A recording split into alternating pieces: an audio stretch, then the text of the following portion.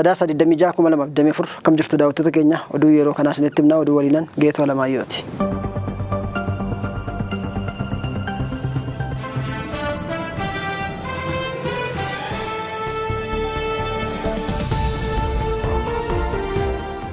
Caffee federaalaa har'a baajata federaalaa qarshii biiliyoona 500 fi biiliyoona 82 dabalataan hayyameeraaf.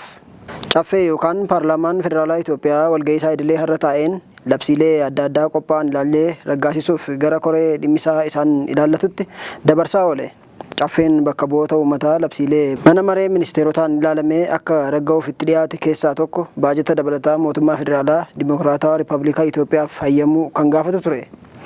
Akka kanaan labsiileen baajata dabalataa mootummaa federaalaaf qarshii biiliyoona 500 fi biiliyoona 82 akka hayyamuu fi kan gaafatu karaa bakka bu'aa mootummaa Dr. Tasfaayee Biljigeetiin kan dhiyaate sana raggaasiseeraafi. Gaaffii baajatni dabalataa sun osoo hin raggaafamin ministeerota keessaa gaaffiin garaagaraa ka'anii kan tureef ministeerri maallaqaa biyyattii Ahmed Shidee deebii itti kennaa turan. Dubbiin Qees Balaayee doolaara kitila 6 oliin himatamanii kaleessa mana murtiitti ilaalamaa ooleera. Baankii Daldala Itoophiyaa damee Gamtaa Afrikaa keessaa ragaa sobaatiin doolaara kitila 6 caalu baasuuf osoo yaalanii qabamanii jedhamee kan mana sirreessaa jiran lubni Balaayee Mokonnon kaleessa mana murtii federaalaa olaanaatti dhiyaataniiru. Baallamni dhaddacha kaleessaa kan qabamee fi ragaa ittisa luba Balaayee Mokonnon dhiyeeffatan dhaga'uuf ture. Himatamaan ragaa ittisaa kan waammatan namoota 5 keessaa 2 kaleessa dhiyaatanii jecha isaanii kennaniiru. Jechi isaanii maallaqa sana ittiin baafachuuf qeesichi ragaa sobaa qopheessaniiru kan jedhame sana homaa wanti beeknu tokko hin jiru kan jedhu ture. Lubni Balaayee gochaa ittiin shakkaman sana hin goone jedhaniiru.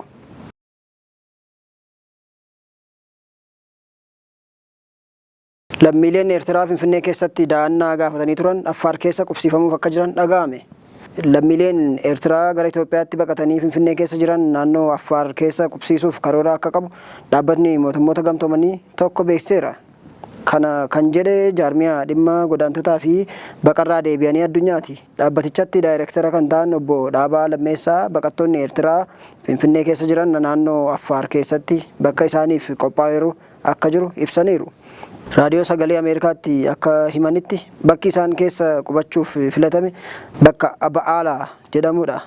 Kana mirkaneessuufis baajatni barbaachisu komishinii koolugaltoota addunyaarraa eegamaa akka jirudha kan isaan beeksisan. Namoonni amma qubsiifamuuf jiran warra da'annaa siyaasaa gaafatanii seeraan galmaa'anii jiranidha. Warri paaspoortii Eertiraa qabatanii seeraan ala biyya kana keessa jiran garuu dhimmi isaanii karaa immigireeshinii fi tajaajila lammummaan erga fala argatee booda galmaa'uu jedhameera. Warri karaa Tigraay seenanii da'annaa gaafatan achumatti simatamanii hojii galmeessuu fi qubachiisuu geggeessuuf waajjirri Shiree keessa ture deebi'ee hojii jalqabsiisuuf ramaddii hojjettootaa jalqabamuu obbo Dhaabaa Lammeessaa himaniiru. Eertiraanota Itoophiyaa keessatti da'annaa gaafataniif eegumsi akka godhamuu fi isaan galmeessuun akka barbaachisu torbee darbe keessa komishiniin olaanaan dhimma koolugaltoota addunyaa gaafatee ture. Komishiniin mirga namummaa Itoophiyaa gama isaan lammiileen Eertiraa da'annaa gaafataa jiran hidhaaf saaxilamaa jiraachuu isaanii ibsee gariin biyya ari'amuun balaaf saaxilamaniiru jechuunsaa kan yaadatamudha.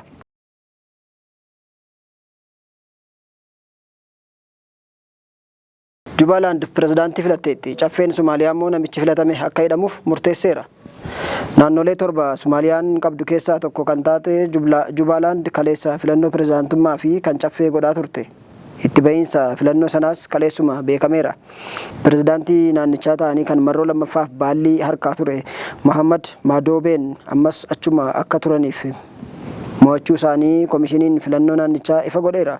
Caffeen federaalawaa Somaaliyaa walgahii atattamaa taa'een filannoo Jubaalaand keessatti godhame seera qabeessummaa hin qabu erga jedhee booda Mohammad Adoobeen qabamanii seeraan akka gaafatamaniif murteesseetu gale.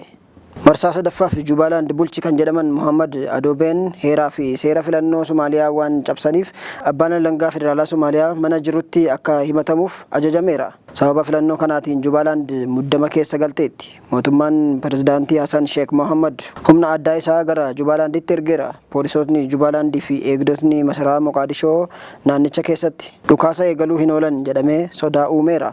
Waraanni Somaaliyaa filannoon akka hin milkoofneef torbee darbe keessa gamasitti kan ergamanii tures qabamanii hidhaa galanii ture. warri kaleessa gamasitti ergamanis Mohammad Adoobee akka qabaniif jedha odeessi achi keessaa ba'aa jiru. Mohammad Adoobeen ammoo loltoonni Itoophiyaa magaalaa Kismaayoo jiran hin ba'anii jechuun mata dhukkubbii guddaa ta'eera Hasan Sheekh Mohammaditti. Somaaliyaan sirna federaalawaa kan gosaan ijaaramte yoggaa ta'u bakka buutota gosaatu caffee federaalaa keessaan pirezidaantii filataa ture. Hasan Sheekh Mohammad sirna kana gara sirna pirezidaantummaatti akka jijjiiramuuf heera fooyyessee caffee federaalaatiin raggaasifnaan mootummootni naannoo Jublaandii fi Puutlaand sana mormanii hidhata federaalaa waliin qabnu kunneerraa jechuun akka heera duraatitti filannoo naannoo isaanii gaggeeffachuutti seenan. Naannoleen kun lamaan akkuma Somaalilaand gara biyya walabaa ta'anitti of labsachuuf deemu taanaan Somaaliyaan lola hamtuu keessa galuu ishii hin oolu jechuun baay'eetti mataa dhukkubbii ta'eera.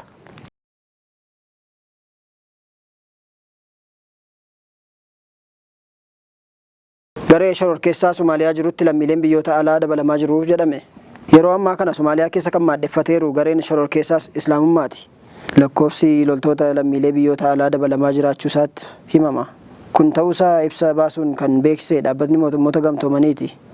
Dhaabbatichi gareen dhimma qoqqobbii Somaaliyaa to'atu waan kanarratti jidduu kana ibsa baaseen namoonni biyyoota Afrikaa bahaa fi giddugala bahaa keessa baay'inni isaanii 600 haga 700 ga'u garee shororkeessaa sanatti dabalamaniiru jechuun akeekkachiiseera. Akka gabaasa sanaattis loltoonni sun galaanarraa fi daandiiwwan gara Puutlaand seenuun IS Somaaliyaatti makamaniiru. Gareen IS kan Puutlaand keessa loltoota biyyoota alaan deeggaramee garee Al-Shabaab isa Al-Qaayidaa waliin hidhata qabu deeggara jedheera ibsi dhaabbata mootummoota gamtoomanii ba'e sun. Gareen IS Somaaliyaa Puutlaand gaara Koolmiskaad keessatti akka malee guddachaa jiruu fi loltoonni dabalataa biyyoota akka Siiriyaa, Yemen, Itoophiyaa, Sudaan, Morookoo fi Taanzaaniyaa keessaallee itti dabalamaa jiru. Ameerikaan waan kana dhugaadha jechuun baatii darbe keessa beeksisuun ishii waan yaadatamudha. Oduu xumuraatiin Tiraamp taarifa haaraa murteessuuf akka jiran dhaga'ame. Pirezidaantiin Ameerikaa 47ffaa ta'uun kan filataman Doonaald Tiraamp yeroo dorgommii filannoo sanatti kan waadaa galaa turan dhugoomsuuf seerota haaraa qopheessaa jiru. Godaansa seeraan alaa fi daddabarsa baala sammuu namaa adoochuu to'achuuf ni gargaara kan jedhan seera ashuuraa haaraa murteessuuf akka jiran ibsameera. Meeshaalee Kaanaadaa fi Meeksikoorraa gara Ameerikaa galan irratti seera taarifa haaraa dhibbentaa 25 kaffalchiisu baasameera. Meeshaaleen Chaayinaa irraa gamasitti galan irraa ammoo dhibbentaa 10 ashuuraa haaraa kaa'uuf ta'uu himameera. Murtoon Doonaald Tiraamp fudhachuuf jiran waliigaltee daldalaa Ameerikaan biyyoota kanneen waliin qabdu gaaffii keessa galchuu kan danda'udha warri jedhan jiru. Waan Doonaald Tiraamp itti deemaa jiru kun dhugaa lafarra jiruun kan wal faallessu ta'uu Ameerikaatti imbaasiin Chaayinaa ibsu BBCtu gabaase. Egaan daawwattoota keenya oduu keenya yeroo kanaaf qabanne kanumaan goolabneerra turtii gaarii isiniin jenna. Asumaan daawwattoota keenyaa fuullee Feesbuukii ONN kan duraa waan gubateef kan haaraa amma baname hiriyoota keessaniif sheer laayik akka godhan ittiin biraan gahaa isiniin jenna.